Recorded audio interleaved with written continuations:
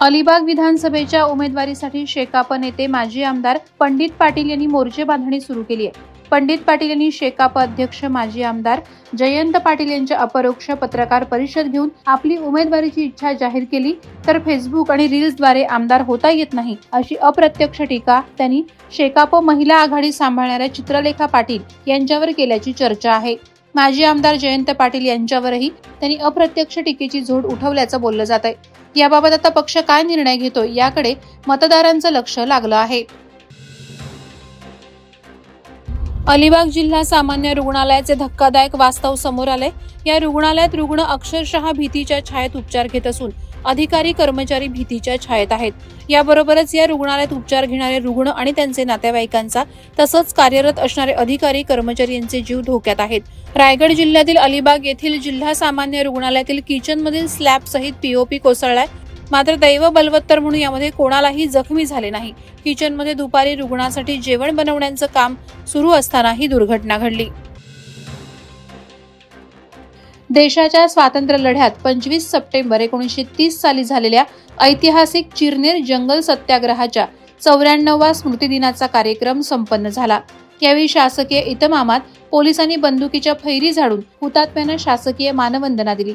देशाच्या स्वातंत्र्य संग्रामात सविनय कायदेभंग आंदोलनाअंतर्गत देशभरात आंदोलनं सुरू होती। इंग्रज भारत छोडोचा नारा देत देशभरात आंदोलनाचा भडका उडाला होता। त्याचवेळी चिरनेर येथेही जंगल सत्याग्रह सुरू झालं होतं। शांततामय रीतीने सुरू असलेल्या जंगल सत्याग्रहात उरणमधील 8 हुतात्म्यांनी आपल्या प्राणांची आहुती दिली होती। अलिबाग मुरुड विधानसभा मतदारसंघात आमदार महेंद्र दळवी यांच्या अध्यक्षतेखाली रोहा चनेरे येथे 12 आदिवासी वाड्यांतील बांधवांचा संवाद कार्यक्रम पार पडला। आदिवासी बांधवांना समाजाच्या मुख्य प्रवाहात आणण्यासाठी शासनाच्या विविध लोकाभिमुख योजनांचा लाभ, त्यांचे मूलभूत प्रश्न सोडवण्याबाबत हा संवाद साधण्यात आला। चनेरे येथे आदिवासी स्मारकासाठी उपलब्ध असलेल्या जागेत आदिवासी भवन कामाचं भूमिपूजन यावेळी करण्यात आलं आणि भाजपा भटके विमुक्त आघाडी महाराष्ट्र प्रदेश चिटणीस राजू साळुंके यांचा सत्कार आमदार महेंद्र दळवी आणि आदिवासी नेत्यांच्या हस्ते करण्यात आला।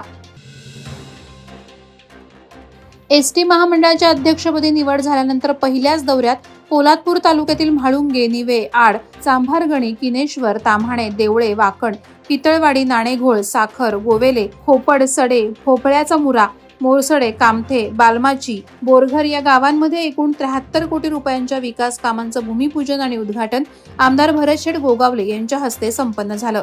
यावेळी गावागावांमध्ये आमदार गोगावलेंचे जोरदार स्वागत करण्यात आलं।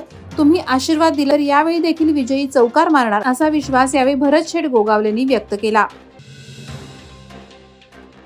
ग्रामीण भागातील शासनाच्या विकासाचा पाया प्रशासकीय अधिकारी म्हणून जर कोण असेल तर त्या ग्रामपंचायतीचा ग्रामसेवक।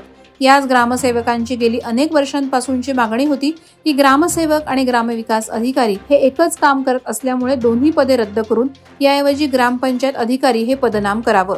या मागणीला अखेर यश आलं असून संघटनेच्या विनंतीला मान देऊन महाराष्ट्र शासनानं मंत्रिमंडळ निर्णय करून ग्रामसेवक या पदाचं पदनाम ग्रामपंचायत अधिकारी असं केल्याने डीएनी 136 संघटनेकडून फटाके वाजवीत जल्लोष करण्यात आला।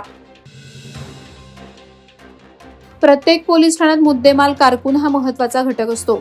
पनवेल शहर पोलीस ठाण्यात कार्यरत पोलीस हवालदार रवींद्र कुंभार यांनी त्यांच्यावर सोपवलेला कारभार हा 2017 पासून प्रामाणिकपणे पार पाडला। त्यांचे कौतुक संपूर्ण पोलीस ठाण्याला असल्याचं प्रतिपादन पनवेल शहर पोलीस ठाण्याचे वरिष्ठ पोलीस निरीक्षक नितीन ठाकरे यांनी पोलीस हवालदार रवींद्र कुंभार यांच्या बदलीनिमित्त त्यांचा विशेष सत्कार करताना केले। पनवेल शहर पोलीस ठाण्याचे हवालदार रवींद्र कुंभार यांची नुकतीच एपीएमसी पोलीस ठाण्यात बदली झाली असून त्यांचा भावपूर्ण वातावरणात निरोप समारंभ संपन्न झाला। स्थानिक स्वराज्य संस्थांच्या शाळांमधील विद्यार्थ्यांना गुणवत्तापूर्ण शिक्षण मिळावं, शिक्षकांच्या प्रलंबित मागण्या पूर्ण व्हाव्यात याकरता महाराष्ट्र राज्यातील सर्व प्राथमिक शिक्षक संघटनांनी जिल्हाधिकारी कार्यालयावर आक्रोश मोर्चा काढला। या मोर्चात सहभागी होण्यासाठी जिल्ह्यातील 5000 शिक्षक सामूहिक रजेवर राहिल्यामुळे सर्व शाळा बंद होत्या। शाळा आणि विद्यार्थ्यांच्या भवितव्यासाठी हे आंदोलन असल्याचं शिक्षकांकडून सांगण्यात आलं। शिक्षकांना अतिरिक्त कामाचा भार दिल्याने आम्ही विद्यार्थ्यांना घडवणार की तुमची कामे करणार असा सवाल शिक्षकांनी सरकारकडे उपस्थित केला। चौक परिसरात पावसाची तुफान हजेरी लागली आहे। सतत कोसळणाऱ्या पावसाने ढगफुटी होते की काय अशी भीती निर्माण झाली होती। विजेच्या कडकडाटासह पाऊस पडत असल्याने वाहतुकीवर मोठा परिणाम झाला। योगायोगानं आज शिक्षकांचा संप असल्याने शाळा बंद होत्या, अन्यथा विद्यार्थी, पालक आणि शिक्षक यांची तारांबळ उडाली असती। बाजारपेठेत अनेकांनी आपली दुकानं बंद केली आहेत। पावसाचं प्रमाण कमी होण्याऐवजी काळोख आणि पाऊस वाढत आहे। नदी नाले दुथडी भरून वाहत आहेत।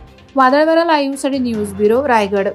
नवी मुंबई व रायगड जिल्ह्यातील ताज्या बातम्या आणि घडामोडींसाठी सबस्क्राईब करा वादळवारा लाईव्ह चॅनल आणि दाबा बेल आयकॉन।